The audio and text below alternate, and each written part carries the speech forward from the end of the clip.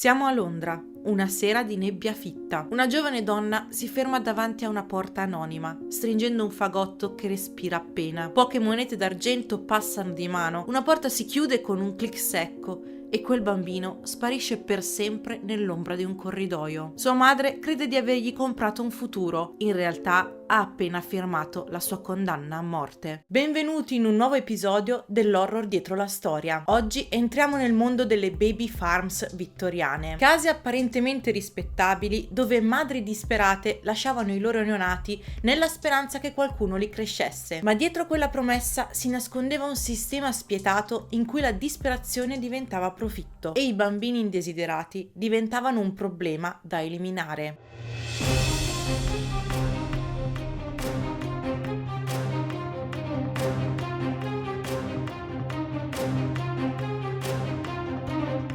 Per capire come sia stato possibile l'orrore delle baby farms, dobbiamo immergerci nell'atmosfera soffocante dell'Inghilterra vittoriana. Immaginate un mondo diviso in due. Da una parte l'opulenza dei salotti e il progresso industriale, dall'altra una povertà urbana che toglieva il fiato. Al centro di tutto c'era un pilastro d'acciaio che reggeva l'intero edificio sociale, la rispettabilità. Per una donna dell'epoca, l'onore era la condizione necessaria per la sopravvivenza. Rimanere incinta fuori dal matrimonio non era considerato un errore privato, ma una rovina sociale. Una donna caduta, come veniva definita dai moralisti del tempo, perdeva tutto in un istante. Il lavoro, il sostegno della famiglia e il diritto di camminare per strada senza essere schernita. Il peso di questa condanna non era solo morale, ma anche legale. Nel 1834 la nuova legge sui poveri aveva introdotto la spietata Bastardy Clause. Questa norma stabiliva che la responsabilità finanziaria di un figlio nato fuori dal matrimonio ricadesse esclusivamente sulla madre. Il padre biologico non aveva alcun obbligo, poteva sparire nel nulla senza conseguenze, lasciando la donna sola davanti a un bivio impossibile. Se decideva di tenere il bambino, non poteva lavorare, perché nessuna casa rispettabile avrebbe mai assunto una serva con un neonato al seguito. L'unica alternativa ufficiale era la workhouse, un luogo di tale miseria, fame e degradazione che molti preferivano la morte piuttosto che varcarne la soglia. Se volete sapere cosa succedeva nelle workhouses, cliccate il video che compare qui sopra nelle schede o in descrizione. La società vittoriana aveva creato il problema, ma si rifiutava di gestirlo, preferendo voltare lo sguardo altrove. Ed è in questo vuoto disperato che si inserisce la figura della baby farmer. All'epoca non esistevano asili nido per le lavoratrici delle fabbriche e l'adozione legale non era ancora stata regolamentata. Una madre sola si trovava stretta in una morsa. Da un lato il desiderio di salvare il proprio figlio, dall'altro la necessità di nasconderlo per non morire di fame. Così, quando apparivano sui giornali annunci che promettevano cure amorevoli in cambio di una piccola somma, quelle donne vedevano un'ancora di salvezza. Non potevano immaginare che il sistema che prometteva di proteggere il loro onore stava lucrando sulla vita dei loro bambini. Un sistema alimentato da leggi che consideravano la povertà una colpa e la maternità illegittima una vergogna da nascondere ad ogni costo. Per capire cosa fosse una baby farm, liberiamo la mente dall'immagine bucolica che potrebbe suggerire il termine fattoria. Non c'erano né prati né aria salubre. Nel gergo dell'epoca il termine farming indicava semplicemente l'atto di prendere in gestione qualcosa per trarne un profitto, proprio come un appaltatore gestisce un servizio pubblico. In questo caso l'appalto riguardava vite umane. Nella pratica una baby farm era quasi sempre una casa privata, spesso situata nei quartieri operai o nella prima periferia delle grandi città industriali. La facciata tuttavia doveva apparire impeccabile. Le gestrici sapevano che il loro successo dipendeva dalla capacità di proiettare un'immagine di rispettabilità domestica. Si presentavano come vedove timorate di Dio, infermiere in pensione o madri di famiglia che desideravano offrire cure amorevoli in cambio di un modesto compenso. Il cuore pulsante di questo business era la pubblicità. Sfogliando un quotidiano dell'epoca, tra gli annunci economici era facilissimo imbattersi in messaggi studiati a tavolino per rassicurare le madri disperate. Si parlava di case piene di sole, di latte fresco e istruzione religiosa. Dietro quelle righe però si nascondeva un tariffario spietato. Il sistema di pagamento si divideva in due tipologie. La prima era la retta settimanale. La madre versava una piccola quota ogni 7 giorni. Questo sistema, seppur precario, garantiva paradossalmente una minima speranza di sopravvivenza al bambino, perché finché la madre pagava, la gestrice aveva un interesse economico a mantenerlo in vita. Tuttavia il vero orrore risiedeva nel pagamento unico, il cosiddetto lump sum. In questo caso la madre versava una cifra considerevole in un'unica soluzione, che poteva variare dalle 5 alle 80 sterline. Con quel pagamento la madre cedeva ogni diritto sul bambino, convinta che sarebbe stato adottato da una famiglia facoltosa. Ma dal punto di vista della baby farmer, quel pagamento unico trasformava immediatamente il neonato da fonte di reddito a puro costo. Una volta incassato il denaro, ogni giorno di vita del bambino erodeva il profitto. Ogni oncia di latte e ogni carbone bruciato era una perdita economica. In questo perverso calcolo matematico, la morte del bambino diventava l'unico modo per massimizzare il guadagno. Era un sistema che appariva conveniente per tutti. La madre comprava il silenzio e la propria riabilitazione sociale. La gestrice otteneva un capitale immediato e la società si liberava di un problema. In questa zona grigia la baby farm fiorì come un parassita, alimentandosi della vergogna delle donne e dell'indifferenza dello Stato. Se potessimo varcare la soglia di una di queste abitazioni, una volta superato il corridoio di facciata, la prima cosa che ci colpirebbe sarebbe l'odore. Un sentore denso e nauseabondo, un misto di latte acido, panni mai lavati e quel puzzo dolciastro e metallico che accompagna la malattia e il decadimento fisico. Nelle stanze interne, lontano dagli sguardi dei vicini, si consumava la quotidianità di decine di neonati ammassati in spazi minuscoli. Non c'erano culle individuali, spesso i bambini venivano fatti sdraiare trasversalmente su letti matrimoniali e avvolti in stracci umidi. I loro corpicini minuscoli si toccavano, ma senza mai ricevere il calore di un abbraccio umano. Ma la caratteristica più inquietante di queste stanze non era il caos, ma il silenzio. Davvero strano in una casa piena di neonati. Nelle baby farms il silenzio era una regola ferrea imposta con la chimica. Per le gestrici un bambino che piangeva era un fastidio e un rischio. La soluzione era a portata di mano in ogni farmacia sotto nomi rassicuranti come il cordiale di Godfrey o l'amico della madre. Dietro queste etichette si nascondevano dosi massicce di oppio e laudano. Una goccia sulla lingua e il neonato scivolava in un torpore innaturale. Passavano le giornate in uno stato di semi-incoscienza, con le pupille rimpicciolite e i sensi ovattati, troppo storditi per reclamare persino l'attenzione minima. In questo scenario l'igiene era un concetto inesistente. Si usavano le cosiddette killer bottles, biberon con lunghi tubi di gomma interni che erano impossibili da pulire. I residui fermentavano dentro, trasformandosi in nidi di batteri e muffe. Per i bambini che garantivano una rendita settimanale, la gestrice aveva interesse a non farli morire subito, ma cercava di spendere il meno possibile per il loro sostentamento. Il risultato erano creature che i contemporanei descrivevano come piccoli vecchi, neonati con la pelle grigiastra e raggrinzita, i cui organi cedevano lentamente sotto il peso di infezioni costanti e di una spaventosa deprivazione sensoriale. Era una catena di montaggio della miseria, dove i bambini venivano mantenuti in un limbo di sofferenza, sospesi tra la vita e la morte per il tempo necessario a incassare il massimo delle rate settimanali. Ma dato che non c'è mai fine al peggio, il vero orrore si apriva quando la baby farm smetteva di essere luogo di incuria e diventava luogo di sterminio intenzionale. Questo accadeva sistematicamente con i bambini a pagamento unico. In questo caso, una volta incassato il gruzzolo iniziale, il neonato smetteva di essere una fonte di reddito e si trasformava in una passività economica. Ogni giorno di vita in più era un costo che erodeva il profitto della gestrice e in questo caso la morte del bambino non era un effetto collaterale, ma l'obiettivo commerciale da raggiungere nel più breve tempo possibile. Il metodo più usato per compiere questi omicidi senza lasciare tracce evidenti era l'inedia progressiva. A differenza della negligenza descritta prima, qui la privazione del cibo era un'arma consapevole. La baby farmer non si limitava a dare latte di scarsa qualità, riduceva drasticamente le dosi o sostituiva l'alimento con acqua sporca mescolata a gesso e farina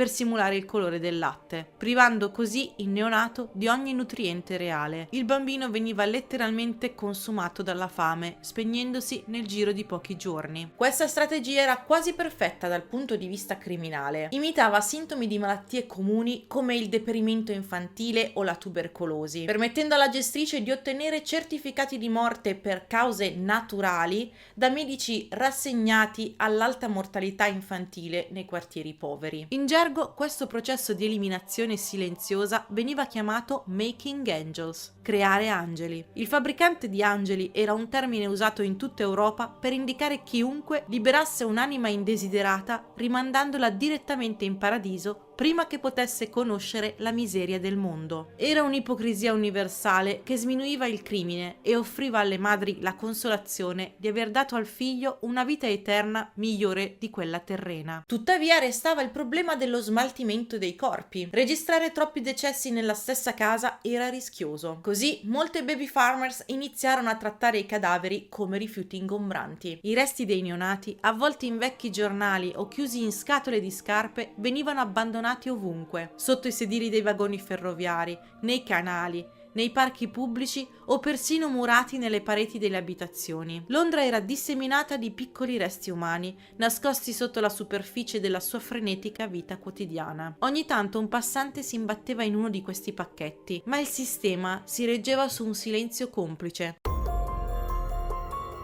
Se c'è un nome che incarna l'apice dell'orrore in questa storia è quello di Amelia Dyer. Passata alla cronaca nera come l'orchestra di Reading, la Dyer non fu solo la più prolifica baby farmer della storia, ma una delle serial killer più spietate di sempre. Esternamente appariva come la perfetta nonnina vittoriana, una donna corpulenta, dai modi gentili e dall'aria devota. Eppure, dietro quella maschera di benevolenza si nascondeva una mente lucida e predatrice che aveva trasformato l'omicidio in una catena di montaggio. Amelia iniziò la sua carriera criminale usando il metodo standard. Intascava il denaro e lasciava che i bambini morissero di fame e incuria sedandoli col laudano. Tuttavia, dopo 6 mesi di condanna ai lavori forzati per negligenza, capì che quel metodo era troppo lento e rischioso. Far morire un bambino per inedia richiedeva settimane e costringeva a chiamare medici per i certificati di morte. Così, una volta uscita di prigione, decise di perfezionare il suo modello di business, eliminando l'attesa. Smise di aspettare che la fame facesse il suo corso e iniziò a strozzare i neonati subito dopo averli ricevuti. Il suo strumento preferito era il nastro di cotone bianco da sarta. Lo stringeva attorno ai minuscoli colli finché il battito non cessava. Per anni Amelia riuscì a sfuggire alla giustizia cambiando continuamente città e usando decine di pseudonimi, ma la sua fortuna finì nel marzo del 1896, quando un barcaiolo sul Tamigi ripescò un pacco galleggiante. Al suo interno, avvolto in carta umida, c'era il corpo di una neonata. Gli investigatori, analizzando la carta con cura, riuscirono a scorgere un indirizzo parzialmente cancellato a Reading. Fu l'indizio che portò la polizia alla porta della Dyer. Nella casa non trovarono subito i corpi, ma centinaia di telegrammi di madri disperate che imploravano notizie e soprattutto rotoli di quel nastro bianco. Quando il Tamigi venne dragato, l'incubo divenne realtà. Borsa dopo borsa, i sommozzatori riportarono a galla i resti di decine di bambini, quasi tutti con il nastro bianco ancora stretto alla gola. Sebbene condannata per pochi omicidi, si stima che Amelia Dyer ne abbia compiuti tra i 400 e i 700 nell'arco di 30 anni. Venne impiccata nel 1896, lasciando inorridita la rispettabile società vittoriana. L'arresto di Amelia Dyer non fu solo la fine di una criminale, ma l'esplosione di una bomba nella coscienza collettiva britannica. Improvvisamente l'opinione pubblica si accorse che quella della Dyer non era solo un'atrocità isolata, ma la punta di un iceberg gigantesco e sommerso. I giornali dell'epoca impazzirono. Parlavano di stragi di innocenti, fabbriche di morte e mostri in sembianze umane. Ma dietro le grida stridule dei venditori di giornali si stava facendo strada una consapevolezza molto più profonda e inquietante. La società vittoriana, così orgogliosa del suo progresso, aveva nutrito per decenni un sistema di sterminio infantile nel silenzio più assoluto. Fu in questo clima di shock nazionale che la stampa iniziò a scavare oltre il caso Dyer. Giornali prestigiosi iniziarono a pubblicare reportage che sollevavano il velo su quanto fosse diffusa questa pratica. Medici ed esperti di salute pubblica denunciarono apertamente che il tasso di mortalità nelle case di affidamento era spaventosamente più alto rispetto alla media nazionale. Il baby farming venne definito un sistema organizzato di infanticidio, sostenendo che non si trattava di incidenti, ma di un metodo sistematico per sbarazzarsi di una classe di esseri umani che la società considerava un peso economico e morale. Le inchieste rivelarono che per ogni Amelia Dyer catturata ce n'erano probabilmente centinaia che continuavano a operare nell'ombra, protette dall'indifferenza delle autorità locali. La reazione della gente comune fu un misto tra orrore e una sorta di morbosa fascinazione. La figura della baby farmer divenne un nuovo archetipo del male, una sorta di versione moderna della strega delle fiabe. Tuttavia, questo sdegno portava con sé un'ipocrisia latente. Mentre la folla chiedeva il cappio per le gestrici, raramente si interrogava sulle cause che spingevano le madri a rivolgersi a loro. Lo scandalizzarsi per il mostro permetteva di ignorare il sistema che rendeva quell'omicidio redditizio. Inoltre lo scandalo alimentò le ansie del tempo legate al timore di un decadimento della razza. Si temeva che le città si stessero riempiendo di bambini malati e abbandonati, che se sopravvissuti sarebbero diventati una classe di criminali. Questa paura sociale fu un motore per il cambiamento molto più potente della semplice compassione. Le baby farms non erano più solo un problema morale, erano viste come una minaccia alla stabilità dell'impero. L'opinione pubblica iniziò a chiedere a gran voce che lo Stato intervenisse e che le mura domestiche non fossero più un recinto sacro dove tutto era permesso. Fu l'inizio di una trasformazione nel modo in cui il governo britannico considerava il benessere dei minori. Il concetto che un bambino fosse proprietà esclusiva dei genitori iniziò a vacillare, lasciando spazio all'idea che lo Stato avesse il dovere di proteggere i suoi cittadini più piccoli e indifesi. L'eco delle atrocità della Dyer fu così violento da costringere finalmente il Parlamento britannico a uscire dal suo torpore. Le autorità locali ebbero finalmente il potere di nominare ispettori con il diritto di entrare nelle case e verificare lo stato di salute dei piccoli ospiti. Eppure, persino davanti all'evidenza di centinaia di morti, ci fu chi in Parlamento si oppose, gridando all'invasione della privacy e alla violazione della libertà individuale. L'idea che lo Stato potesse mettere naso tra le mura domestiche era vista paradossalmente come un male peggiore dell'infanticidio stesso. Alla fine le leggi arrivarono e imposero finalmente dei controlli, ma il vero paradosso rimase. L'Inghilterra di fine Ottocento era una società che si commuoveva fino alle lacrime per i poveri orfani dei romanzi di Dickens, ma che nella realtà quotidiana aveva costruito un muro di ghiaccio contro le madri nubili. Era un mondo che investiva fortune in imponenti istituti di carità, ma che allo stesso tempo puniva la povertà come se fosse un crimine morale. Le baby farms furono possibili solo perché esisteva un consenso sociale silenzioso. Era meglio che quei bambini morissero nell'ombra piuttosto che vederli vivere alla luce del sole come prova vivente di un peccato. Le baby farms mantenevano pulita la facciata della nazione. Senza queste strutture la vergogna della maternità fuori dal matrimonio sarebbe esplosa nelle strade, sporcando l'immagine di perfezione e purezza che l'impero voleva proiettare. Si preferiva dare la caccia alla singola orchessa piuttosto che ammettere che il mercato della morte era alimentato dal desiderio collettivo di non vedere ciò che era considerato indecoroso. Questo capitolo nero della storia ci ricorda quanto possa diventare buio il mondo quando l'ideologia e la rispettabilità contano più della vita stessa, perché il mostro più pericoloso non è sempre quello che si nasconde sotto il letto, ma può essere quello che si siede tranquillamente a tavola con noi, vestito con i panni della morale comune. Fatemi sapere nei commenti se conoscevate già le baby farms vittoriane o se siete rimasti scioccati da questo fenomeno. Lasciate un like se il video vi è piaciuto e magari anche un hype, iscrivetevi al canale per non perdervi nulla. Se volete abbonarvi, questo è il momento giusto perché metterò una versione un po' più cruda di questo video solo per abbonati. Niente di esagerato, non vi preoccupate, solo che qui su YouTube in chiaro bisogna andare con i piedi di piombo. Infatti metterò anche un pezzettino extra che qui non ho potuto mettere. Questo è tutto, alla prossima, ciao!